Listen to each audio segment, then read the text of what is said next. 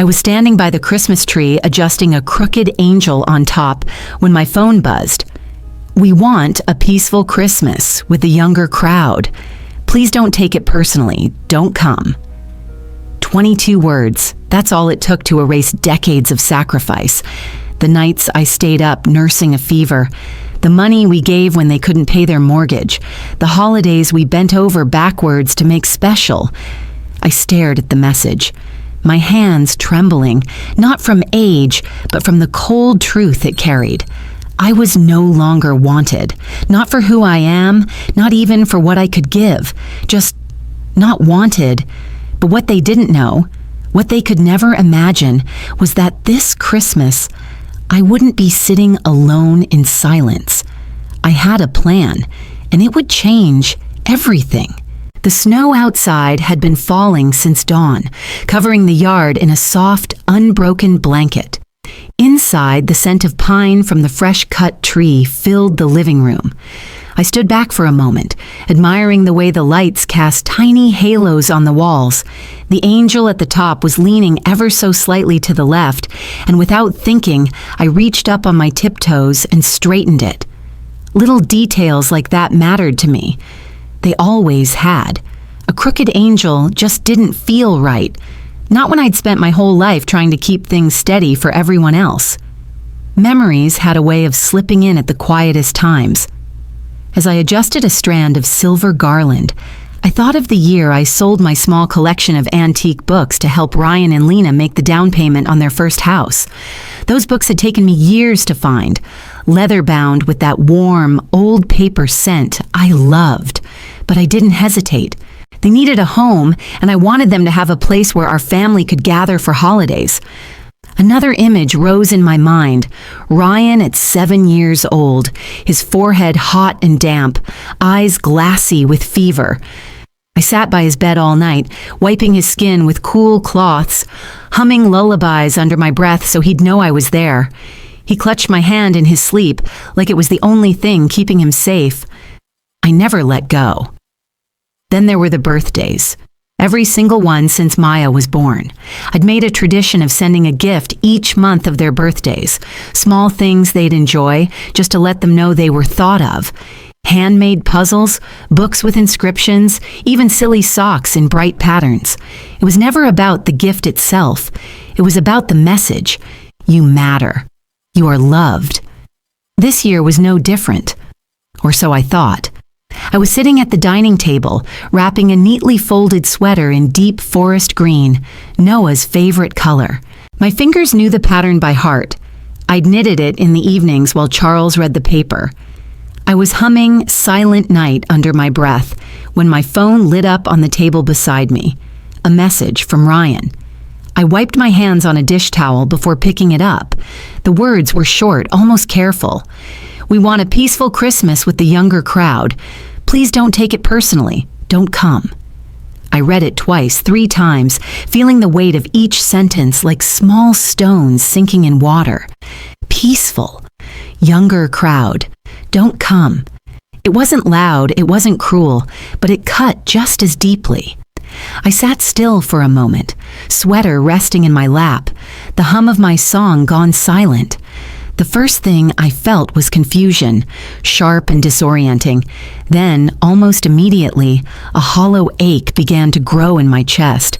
I thought of last year's Christmas when I had baked ginger cookies from scratch, only to see Lena politely push them aside, saying they were a bit too traditional. Or the year before, when I brought over an old photo album to share family memories and was told it might be too much for the kids. Small moments, each one manageable at the time, but together they formed a pattern, one I hadn't wanted to admit to myself. Charles came in from the garage, brushing snowflakes off his coat. His boots left small, wet marks on the hardwood. He noticed the phone still in my hand. "Something wrong?" he asked. I handed it to him without a word. He read the message slowly, his expression steady. No frown, no wide-eyed surprise. Just a quiet acceptance that felt heavier than shock. He handed it back to me, resting his large, work-roughened hand on my shoulder for a brief second. "We'll be all right," he said softly. His voice was even, but I caught something beneath it, the same kind of tired I felt. I turned back to the sweater, running my hand over the soft stitches. It was meant for Noah, who had once called green his adventure color. I pictured his small hands pulling it over his head, the way he'd grin when he saw it. But now I couldn't imagine handing it to him without the bitter aftertaste of being told not to come. I folded the sweater carefully, smoothed the edges, and instead of placing it in the box I'd chosen for wrapping, I carried it to the bedroom closet. I slid it onto the shelf beside other gifts that had never found their way to their intended hands. The Christmas lights still glowed in the living room, cheerful and warm, but they no longer looked the same. They didn't sparkle. They just sat there, indifferent to the sharp, cold draft I felt inside me. Dinner that evening was quiet, though not in the peaceful way the Christmas card scenes promise. The roast chicken sat in the middle of the table, steam curling into the air, but my eyes kept drifting to the third place setting. It was habit. Every December, I set 3 plates, 3 sets of silverware, as if by doing so I could hold on to the image of a family table. Tonight, the third plate gleamed under the chandelier's light, untouched. Charles didn't comment on it. He simply poured us each a glass of iced tea, sat down across from me, and began to carve the chicken. We ate slowly, the sound of knives against plates, breaking the silence in small, careful fragments. My mind kept replaying the polite ways I'd been nudged aside over the years, each one so small it was easy to dismiss at the time. There was the Christmas I gave Maya a hand-stitched quilt patterned with stars. Lena had smiled, thanked me, and then said gently, "It's beautiful, but maybe a bit too traditional for her room's theme." The quilt never appeared in any photos after that. Then came the conversation about photos. I had posted a picture of Noah's second birthday cake, chocolate with blue frosting, his little hands messy with icing, on my Facebook page. A day later, Lena texted me, "Would you mind taking it down? It might make things awkward with my side of the family." I deleted it within minutes. My heart pinched, but my fingers quick to obey. No, thank you came after. And then there was the spring afternoon when I offered to take the kids to the park so Ryan and Lena could have a few hours to themselves. Ryan's response still rang in my ears. "We appreciate it, but we don't want them getting used to things we can't maintain." As if love was a habit that might spoil them, as if time with me was something they couldn't afford to keep up. Charles set down his fork and leaned back, studying me. "You're thinking about it, aren't you?" I didn't answer right away, but he didn't need me to.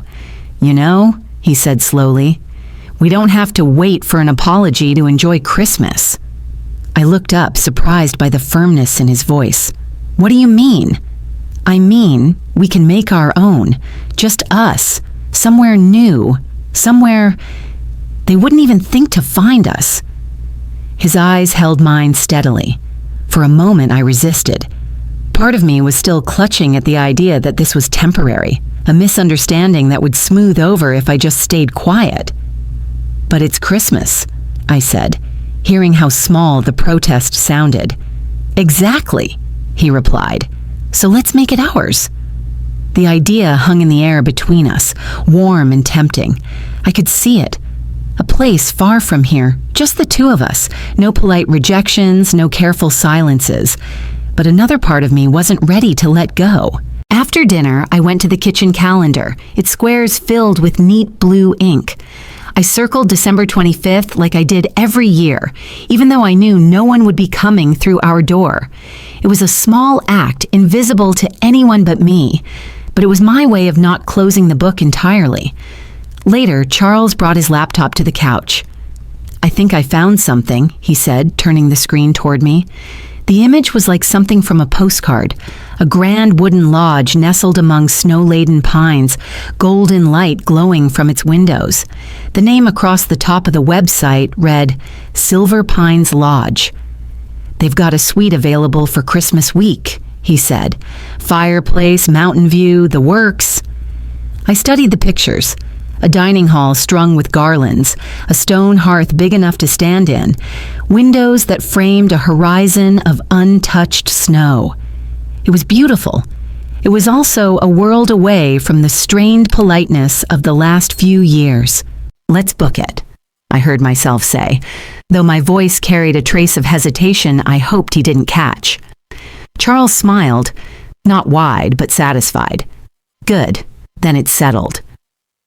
We sat together, scrolling through the photos of the lodge, imagining how it might feel to wake up there on Christmas morning. But even as the images filled the screen, part of me kept glancing toward the closet where Noah's sweater lay folded in the dark. Some things, I realized, wouldn't pack neatly into a suitcase, no matter how far away we went. I must have read Ryan's message a dozen times before the clock struck midnight. Each word felt heavier with every pass, as if they were being hammered into place inside me. "We want a peaceful Christmas with the younger crowd. Please don't take it personally. Don't come." The phrasing was almost tender, but tenderness couldn't hide the rejection beneath it. I sat on the middle step of the staircase, my hands resting in my lap, the phone still lit in my palm. From here, I could see the Christmas tree glowing softly in the corner of the living room. The angel at the top, the same one I had straightened earlier that day, seemed to be leaning again, and for a fleeting second, I thought about fixing it. Instead, I stayed where I was, as if moving might make the words sink in deeper. The lights blurred as my eyes grew wet, and I let my mind drift to the Christmases before everything changed. The house full of laughter, the smell of cinnamon and pine mingling in the air, the thud of little feet racing to the tree. Ryan's voice, younger then, calling, "Mom, come see what Santa brought." Lena smiling politely as she passed me a mug of cocoa. Maya and Noah tearing through wrapping paper with squeals that echoed in my ears. Those mornings had felt warm, endless. The sharp buzz of my phone jolted me back. A new message flashed across the screen, this one from Lena. "Don't make this awkward." The wording was different, but the meaning was the same. Control dressed up as courtesy. It wasn't an invitation to talk things through. It was a directive. Step aside gracefully and make it easy for us. I stared at her words until the screen went dark. The thought of replying crossed my mind, but instead I set the phone down on the step beside me. My gaze returned to the tree, the steady blink of its lights marking time in the quiet house. After a while, I rose and went to my desk in the small room off the kitchen. The chair creaked as I sat, pulling a sheet of stationery toward me. I uncapped my pen, the familiar scratch of its tip against the paper a small comfort. "Dear Ryan and Lena," I began, my handwriting steady even though my hands felt unsteady. "I remember the night we drove through a blizzard to bring you soup when you were sick. I remember the day we signed over the check for your first mortgage payment, thinking of how your children would run through that yard in the summer. I remember baking cookies in shapes of stars because Maya said she loved the sky, and watching Noah line up his toy trains along the edge of the table. I wrote for nearly an hour, each memory flowing into the next, selling the books, the nights awake with fevers, the countless rides to school and practice, the holiday meals timed around their schedules, the things they had probably long since forgotten, but I had carried year after year. I don't write this for thanks, I concluded. I write it because I don't know if you remember. And because I can't bear to think that none of it mattered. I folded the paper carefully, sliding it into an envelope without sealing it. There was no address on the front, no stamp in the corner. This letter wasn't meant to be sent. It was a way of telling myself that I had given more than enough, that I had been more than enough, whether or not they chose to see it. I placed the envelope in the top drawer of my desk and closed it slowly. Outside, the snow had stopped, leaving the street empty and still under the porch light's glow. Somewhere in the house, Charles moved about quietly, and I was grateful for the space he gave me, the way he seemed to know when I needed silence more than words. The tree lights continued to blink in the corner, patient and steady, as if waiting for me to decide what would come next. I didn't sleep that night. The hours stretched long and hollow, the glow of the street lamp casting faint stripes across the bedroom ceiling. Beside me, Charles's breathing was slow and even, but my mind wouldn't quiet. I lay on my back, staring upward, my thoughts drifting to a moment I hadn't revisited in years. It was spring of Ryan's second year in college. Tuition had gone up, and his part-time job at the campus bookstore wasn't enough to cover the difference. He had called in a rush, voice low as if embarrassed, but not entirely apologetic. Charles and I had just paid to have our roof repaired after a long winter of leaks, and money was tighter than I'd admitted to anyone. But I didn't hesitate. I opened the small velvet box I kept tucked away in the back of my dresser and took out my wedding ring. Simple gold, worn thin over decades. I remember walking into the jeweler's shop, my fingers curled around the ring like it might burn me if I loosened my grip. The man behind the counter weighed it, offered a sum, and I accepted without bargaining.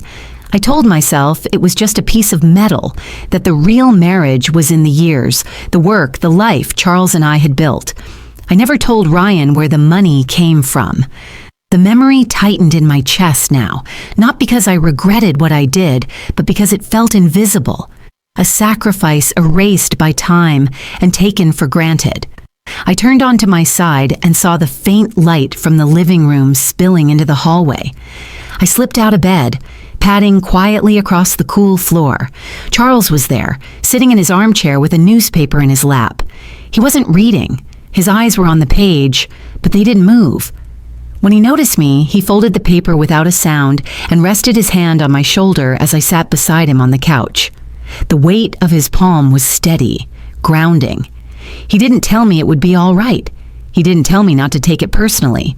Instead, the pressure of his hand seemed to say, "It's time." I picked up my phone from the coffee table. My thumb hovered over Ryan's message, the cursor blinking in the empty reply box. For a long minute, I considered typing, "Okay, short and neutral," a message that would close the matter with no further drama. My finger tapped out the letters, but before I could hit send, I stopped. Something about okay felt too final, too compliant. I deleted it and typed instead, "Understood." It was still polite, still calm, but in my mind it carried a different weight. This wasn't surrender. It was a quiet agreement laced with my own unspoken plan. I set the phone down and looked at Charles. "All right," I said. "Let's do it." His brow lifted. "Do what?" "Christmas," I replied. "Ours, somewhere else. Somewhere bigger than anything we've done before." A slow smile crept across his face. I might have just the place. We pulled his laptop onto the coffee table and began searching. Towns with snow-dusted streets, lodges with roaring fireplaces, cabins tucked into pine forests. The world felt suddenly wide again, and the idea of choosing somewhere just for us was almost intoxicating. When we found the Silver Pines Lodge, I knew it was the one. The photos showed high ceilings with exposed beams, floor-to-ceiling windows overlooking mountains wrapped in white, and a dining hall that looked like it had been plucked from a winter fairy tale. The reviews spoke of quiet luxury, of privacy, of service that made you feel like you mattered. "They've got several rooms available," Charles said, scrolling through the options. "Which one do you want?" I didn't even hesitate. "The largest suite they have." He glanced at me, eyebrows raised. "Going big, huh?" I held his gaze. "If we're going to do this, let's make it unforgettable." Charles clicked the option without another word, and I saw the corners of his mouth twitch in amusement. We entered the dates, filled in the payment details, and confirmed the booking. A small chime sounded from the laptop, and just like that, the decision was real. For the first time since Ryan's message, I felt a flicker of something that wasn't sadness or hurt. It was anticipation, sharp, bright, and edged, with the knowledge that they had no idea what we were about to do. The drive to Silver Pines Lodge felt like slipping into another life. Snow clung to the tall pines that flanked the winding road, their branches heavy and sparkling under a pale winter sun. When the lodge finally came into view, a grand timber structure with smoke curling from its chimneys, my breath caught. It was like something from the storybooks I used to read to Ryan. Inside, the warmth hit immediately. A massive stone fireplace dominated the lobby, flames crackling, the scent of burning cedar wrapping around us like a blanket. Garlands draped the banisters, and wreaths hung in every window, their ribbons deep crimson. Our suite was everything the photos promised and more. High ceilings, wide windows framing a postcard view of the mountains, and a fireplace in the sitting room that glowed even before we unpacked. Charles helped me hang a few small decorations we'd brought from home. Nothing elaborate, just enough to make the space ours. I hung 3 stockings on the mantel, one for him, one for me, and a plain white one. Not for Ryan, not for the grandchildren, for what was missing. That evening, we hosted our own celebration. I'd invited a handful of people who had been part of our lives in quiet, consistent ways. Evelyn, my friend from Quilting Club who always remembered my birthday. Martin, the neighbor who once snowplowed our driveway after a storm without being asked. And Sarah, a young woman Charles had mentored years ago when she was starting her business. The dining table glowed under candlelight, laid with steaming bowls of butternut squash soup, platters of roasted vegetables, and crusty bread still warm from the oven. In the corner, a local musician played soft acoustic guitar, his voice gentle enough to blend with the sound of the fire. There was laughter that night, the kind that came easily, without the need to measure every word. People told stories, some funny, some bittersweet, and no one looked at their phones unless it was to show a picture or share a memory. I moved from seat to seat, topping off glasses, making sure everyone had what they needed, but it didn't feel like work. It felt like home. Somewhere between dessert and coffee, I noticed a young man I didn't recognize. A friend of the musician, he said, holding his phone up, panning across the room. He caught the golden glow of the fire, the clink of glasses, the sweep of the view beyond the windows where snow still fell in gentle sheets. He didn't point the camera at me or at anyone in particular. It was just the scene. By the time I realized he'd posted it online, it had already begun to spread. The caption was simple: "The most beautiful Christmas I've ever seen." No names, no tags, but the lodge was mentioned, and the details were unmistakable to anyone who knew us. The next morning, Evelyn showed me her phone over breakfast. "Look familiar," she teased. The video had thousands of views already, comments full of people saying it looked like a movie, like a place they wished they could be. I saw no malice in it, just admiration. For a moment, I hesitated, wondering if Ryan or Lena might come across it. But instead of the pang I expected, something else rose in me. A lightness, a quiet satisfaction. For the first time in years, I was smiling in a way that didn't feel practiced. Charles noticed. "Haven't seen that look in a while," he said, pouring me another cup of coffee. I sipped it slowly, letting the warmth spread. "Feels good," I admitted. And it did. Not because strangers online thought our Christmas looked beautiful, but because it was beautiful. It was real, and it was mine. Christmas morning at Silver Pines began quietly, the way I had always imagined it should. The snow outside was fresh and untouched, the lodge still hushed from the night before. I sat near the window, wrapped in a wool blanket, sipping my first coffee of the day when my phone buzzed on the table beside me. At first, I thought it was a single call, maybe Evelyn with a holiday greeting. But when I glanced at the screen, my stomach tightened. 69 missed calls, every single one from Ryan. My finger hovered over the voicemail icon, but before I pressed it, a text came through. "Maya misses you." It was only 4 words, yet they struck deeper than any of the others. I pictured her, small and bright-eyed, asking about the sweater she never received, wondering why we weren't there. A part of me softened instinctively, but then the rest of the message history flashed in my mind. The polite rejections, the "don't come," the calculated silences. I tapped into the voicemails. Yeah, the first was rushed, breathless. "Mom, please call me back. We need to talk." The second, "Is that place in Silver Pines? Are you really there?" The third, "We didn't mean it like that. It came out wrong." Not one of them contained the words I wanted, needed. to hear, "No, I'm sorry." No acknowledgement of what had been done, just questions, as if confirming where we were was more important than why we weren't with them.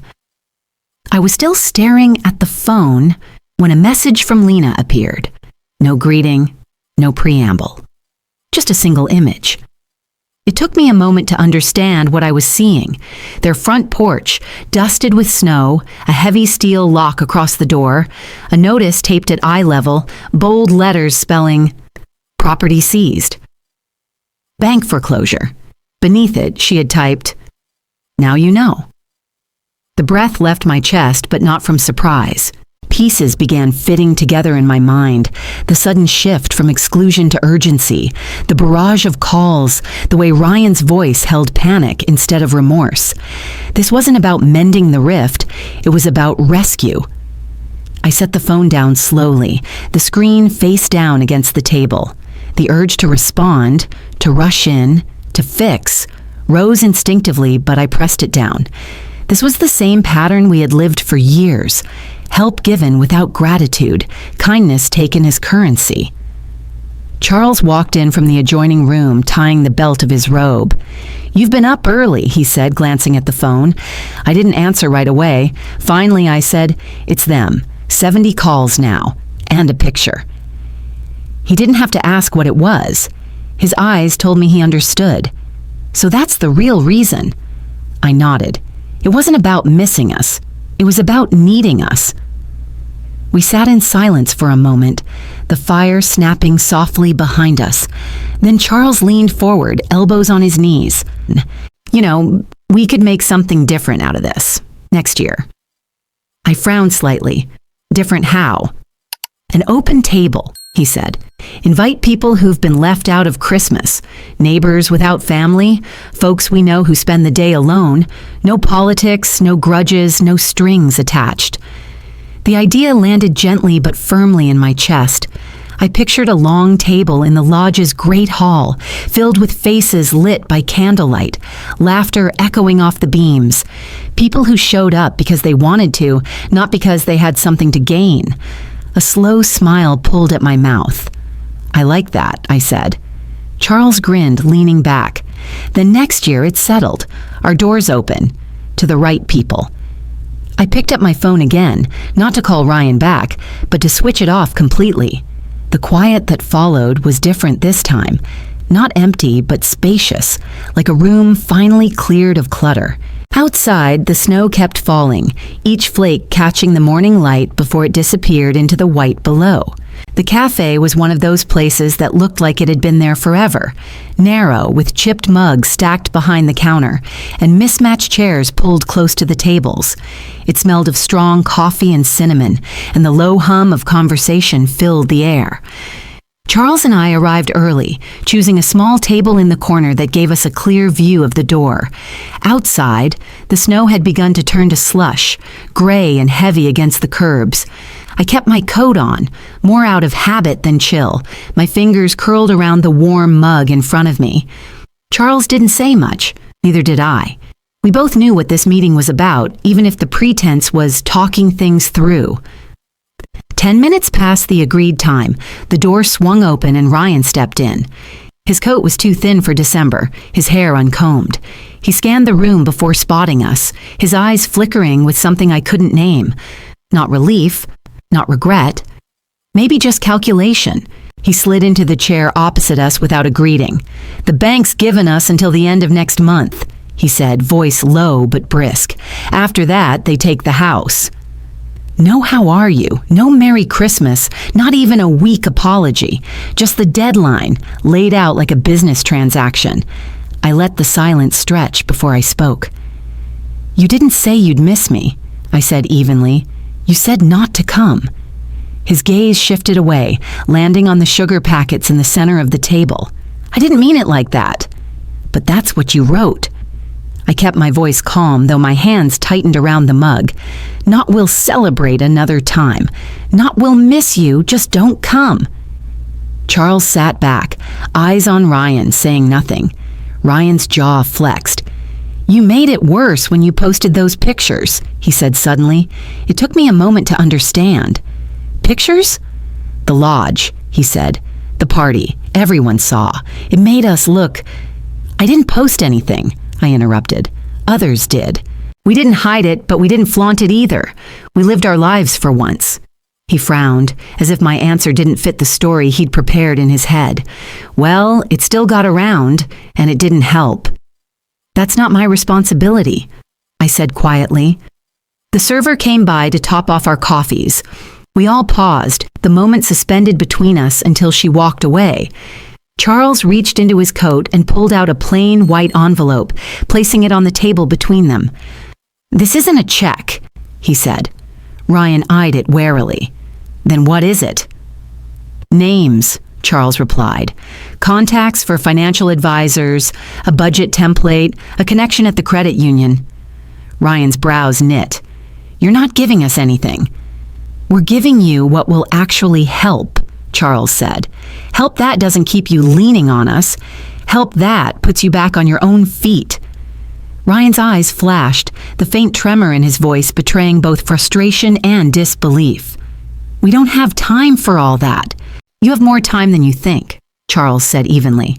"What you don't have is the habit of standing on your own." Ryan leaned back, crossing his arms. "So that's it? You're just going to let us lose everything?" I shook my head slowly. "You lost us before you lost the house," I said.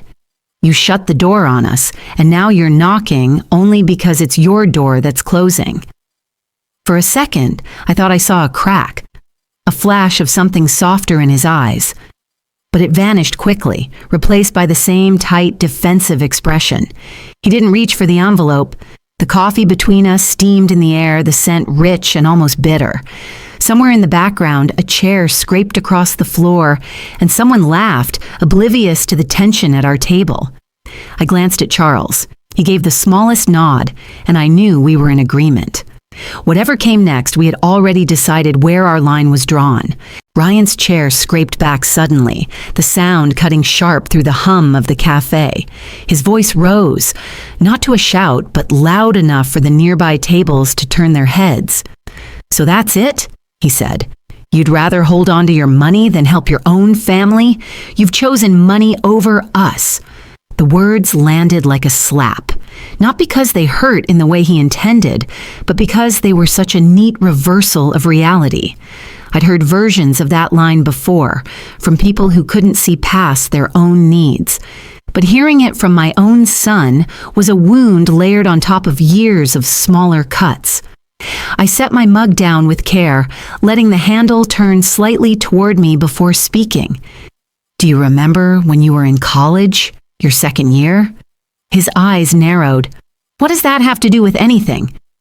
"Your tuition went up. You called us because you didn't have enough to cover it." He shifted in his seat, his gaze flicking away for a moment. "Yeah, I remember. You helped." I nodded slowly. "Do you know where that money came from?" Ryan stayed quiet, his lips pressed into a thin line. "I sold my wedding ring," I said. My voice was steady, but I could feel the weight of that day pressing against my ribs, even now. Not because I had to, but because you needed it, and I wanted to make sure you stayed in school. I never told you because I didn't want you to feel guilty, but you should know now.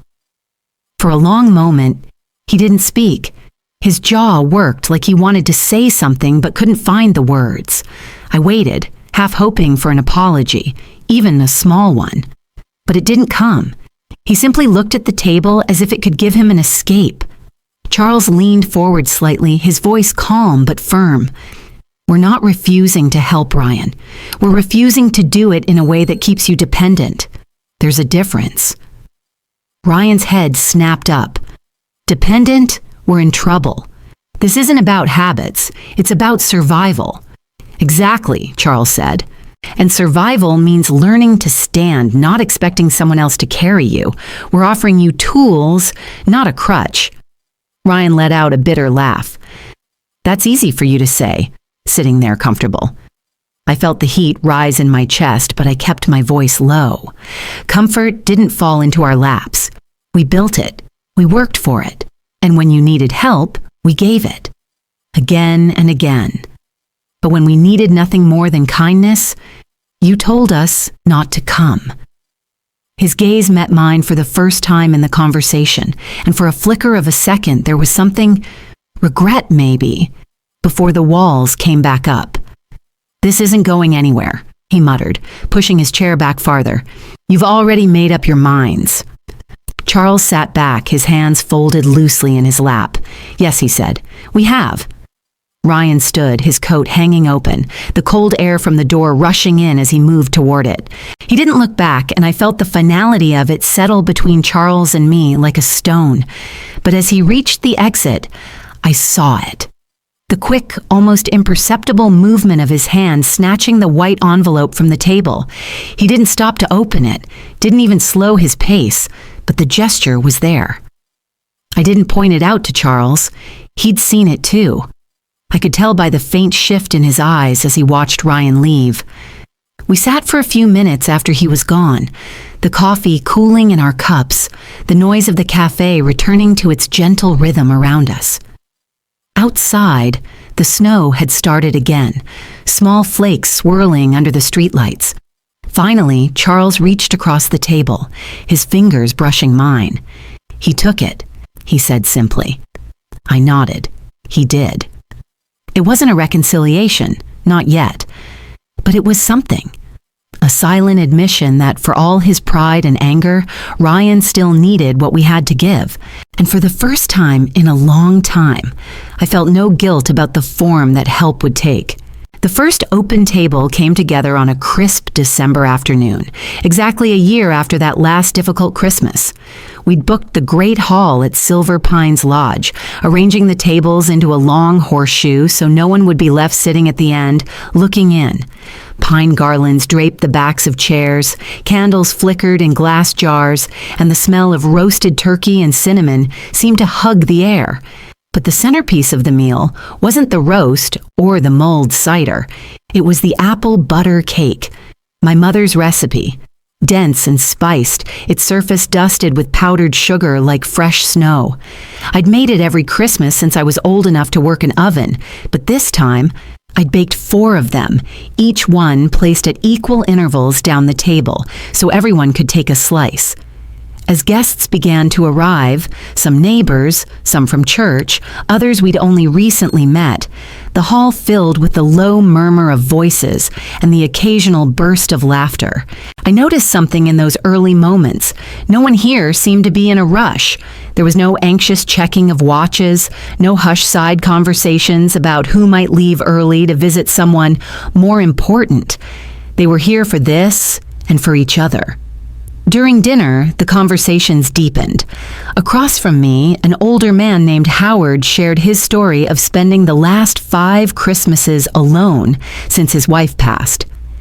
"The kids mean well," he said, pushing his mashed potatoes around with his fork, "but they've got their own in-laws now, their own traditions. I became optional."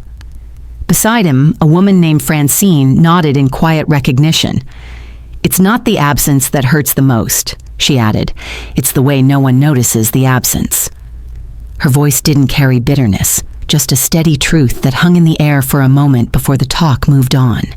What struck me was how, as the meal went on, these stories didn't drag the mood down. They seemed to lift it. People leaned in when someone else spoke, nodding, sometimes laughing gently when a bittersweet memory slipped in. There was relief in being heard without someone rushing to patch over the discomfort. Halfway through dessert, when the first slices of apple butter cake were being passed around, a woman I didn't recognize approached me. She was in her early 30s, hair tucked into a knit hat, a leather satchel slung over her shoulder. She introduced herself as Dana, a journalist for the Pine County Chronicle. "I've been hearing about this dinner all week," she said, her smile both warm and curious. "Some of the folks from the lodge mentioned it, and I thought, this is a story people need right now." I felt an immediate mix of flattery and caution. "We didn't plan this for attention," I told her. "I can tell," she said. "That's why it's worth telling. There are so many people who think they're the only ones spending the holidays feeling left out. This could, I don't know, maybe remind them there's a place for them, too." Her words settled in me like a gentle weight. I thought about the first time we'd walked into Silver Pines after Ryan's message, how I'd felt like a shadow of myself, holding everything in so tightly I couldn't see beyond my own hurt. And now, here we were, in a room full of people whose eyes were brighter at the end of the night than they'd been at the beginning. I glanced over at Charles, who was deep in conversation with Howard, gesturing with his fork like they were old friends. He caught my eye and raised a questioning brow. I gave the smallest nod. Turning back to Dana, I said, "All right, let's talk after the guests leave." Her smile widened. "I'll just enjoy my cake for now," she said, slipping into a chair beside Francine. As I returned to my seat, I felt something I hadn't expected. Not pride exactly, but a sense of movement. Like maybe, without even realizing it, we'd started something bigger than ourselves. The summer that followed our first open table was warm in a way I hadn't felt in years, not just in temperature, but in spirit. We'd kept in touch with some of the guests, sharing recipes, inviting one another for small gatherings, even attending Howard's surprise 80th birthday. The ripples from that one night had spread wider than I ever imagined. Then, in late July, my phone buzzed with a message that stopped me mid-step in the garden. "Hi, Grandma, I miss you. Can I visit this summer?" Maya. The words glowed on the screen, almost unreal. She was 15 now, growing into that in-between space where childhood and adulthood overlapped in unpredictable ways.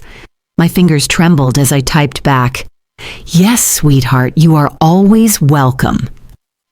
A week later, Charles and I were at the small regional airport scanning the crowd as passengers trickled through the gate, and then there she was. Hair longer than I remembered. A small carry-on slung over her shoulder, eyes lighting up the second she saw us. She dropped her bag and wrapped her arms around me before I could even speak.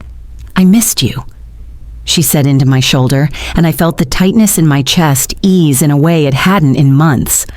On the drive back, she filled the car with chatter about school, friends, and a summer art program she'd been accepted into.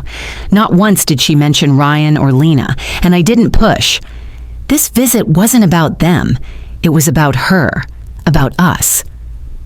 We settled into a comfortable rhythm over the next few days.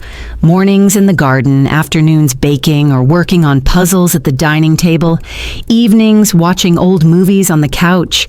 It was as if time slowed down, giving us space to notice the little things. The way she hummed while measuring flour, how her laughter seemed to brighten the room.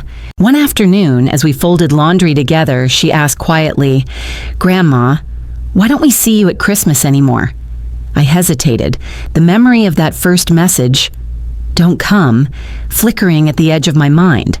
But looking at her, I knew the answer mattered. "Sometimes," I began, choosing my words carefully, "people make choices that leave others out. It doesn't mean there's no love, but it does mean we have to find our own way to celebrate. Your grandpa and I, we decided to spend Christmas in a way that made us feel welcome." She frowned slightly. "Is it because of Dad?" I shook my head gently. "It's not about blaming anyone.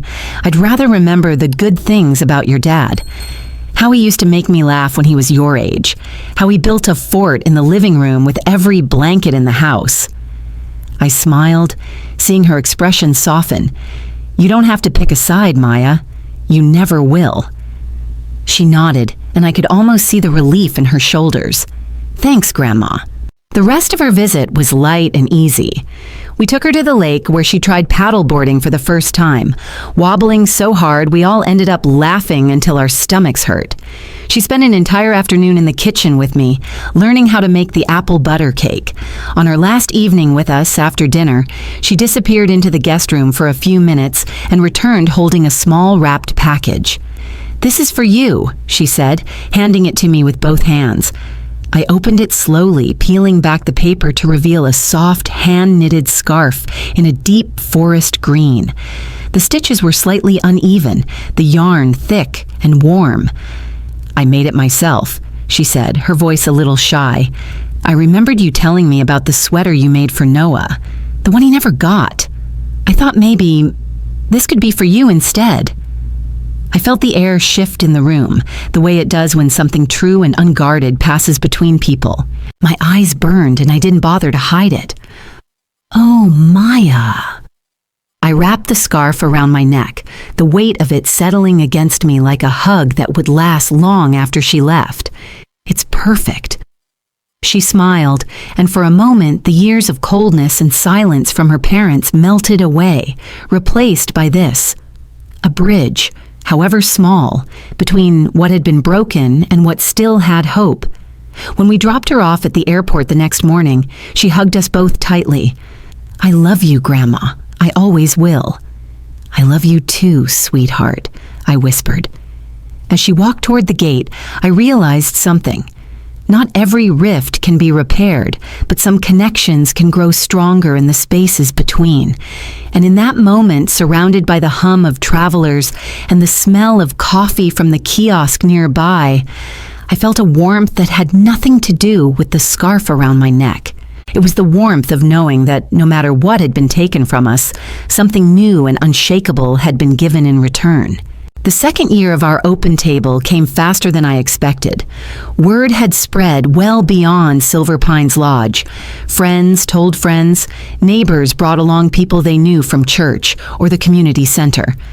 By mid-afternoon on Christmas Day, the great hall was alive with the warmth of conversation, the soft glow of candles bouncing off polished wood, and the mingled scents of roasted ham, spiced cider, and fresh pine.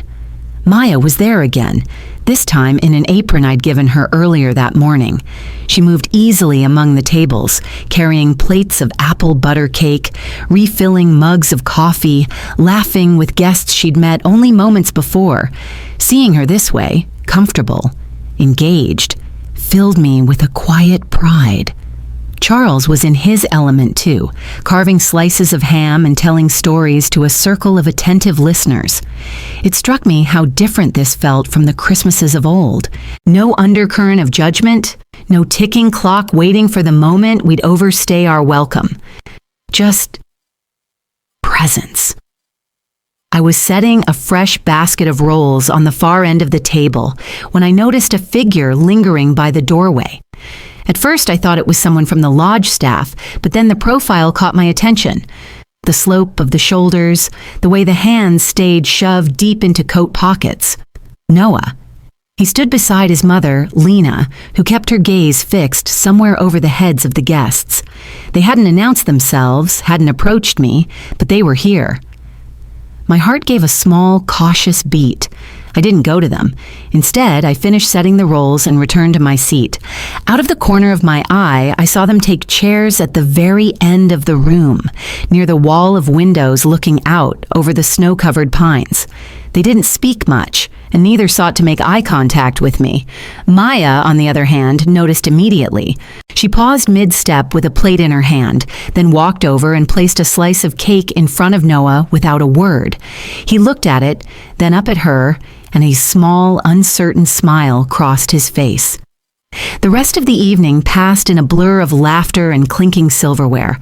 I kept my focus on the guests near me, resisting the urge to watch the corner where Noah and Lena sat.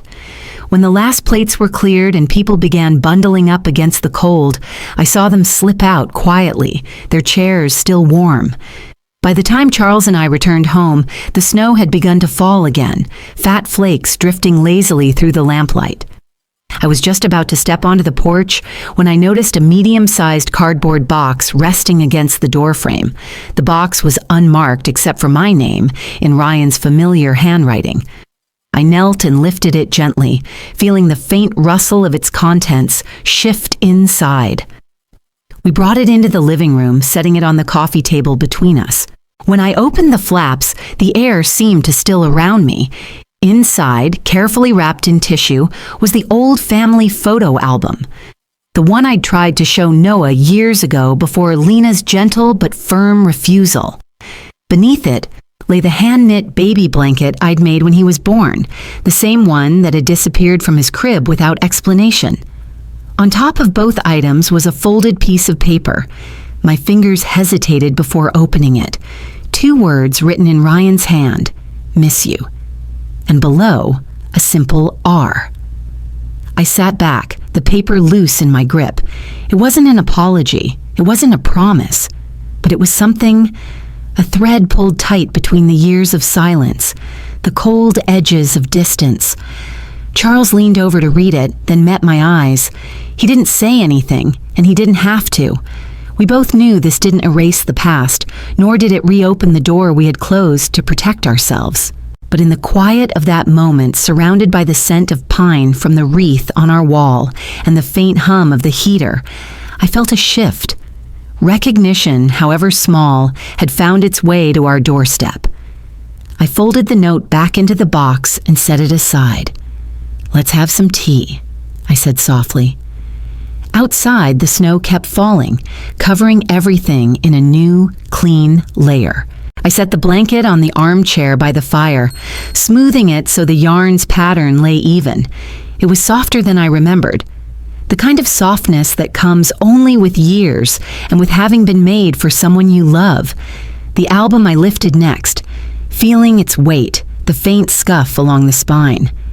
I slid it into the bookcase between my mother's hymnal and Charles's old Frost collection, as if it had always been meant to rest there.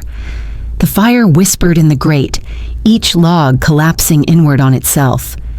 The angel at the top of the tree stood perfectly straight, glass dress catching the light and scattering it back onto the walls. I'd adjusted her that morning, a ritual I could never quite skip. The cardboard box sat open on the coffee table, the folded note lying on top. "Miss you, R." I didn't know if it was an opening or an ending, so I treated it like neither. Just a marker on a map I didn't have to follow yet. Charles came in, added a log to the fire, and kissed my hair. We sat in the quiet, the snow pressing its hush against the windows. "I put the album away," I said, "and the blanket." "Good," he replied. Then after a pause, "It belongs here." I glanced at the box. "Do you think he stood there long?" "I think he stood as long as a man stands when doing a brave thing and a cowardly thing at the same time," Charles said. "He left something, and he left." Something in his tone made me turn toward the window, and there, far down the street near the maple we'd planted when Ryan was 10, a figure stood, back to the house. Snow caught in his hair. He didn't turn, didn't move for several breaths, then walked away, his outline fading into the storm. I didn't open the door. I didn't call his name. Years ago, I would have run to him, filled the space with apologies not mine to give. Now I understood stillness as its own kind of love, the kind that refuses to rewrite what it knows to be true. We watched him go until the street was empty again. I reached for my leather journal, opening to a fresh page. The pen felt warm in my fingers as I wrote about the day. The open table's laughter, Maya moving through the crowd with that easy grace, Noah sitting quietly at the far end with his fork paused over cake. I wrote down what I'd been carrying all year without saying, "I do not need an apology to live well. I only need to keep my name in my own life." I underlined it twice, then closed the journal and placed it beside the chair. Charles asked, "What did you write?" "That I'm done waiting for a love that requires me to vanish first." He nodded, taking my hand. We sat that way, listening to the fire's soft collapse. Later, I turned off the tree lights. The angel stood firm, her glass unshaken by drafts. For once, I didn't need to fix her. Before bed, I carried the box to the hall closet, placing it on the top shelf beside a tin of Christmas cookie cutters. Not thrown away, not displayed, just given a home where it could rest without expectation. In the bedroom, the radiator ticked as it cooled. Snow brushed against the siding like someone's sleeve. Charles's hand found my shoulder, and muscles I'd held tight for years finally eased. That night, I dreamed of the lodge after everyone had gone. Chairs slightly askew, a lone candle burning low, an empty seat at one end of the table that felt not like absence, but readiness. Morning came gold and gentle. I brewed coffee, then took the album down, opening to a photo of Ryan as a boy, his hand on the young maple. I traced the image, thinking of the figure in the snow, back turned. I wished him the steadiness to face things without needing to be chased. We stood at the window, watching a plow carve a new lane. The maple kept its watch. By midday, I was walking home from the church hall after dropping off leftover rolls and cake. Snow herded itself across the pavement in little drifts. Near our corner, I saw footprints leading to our steps and back again. The return path pressed neatly over the first, a hesitation captured in snow. That evening, I lit the tree once more. The angel shone above the steady flames.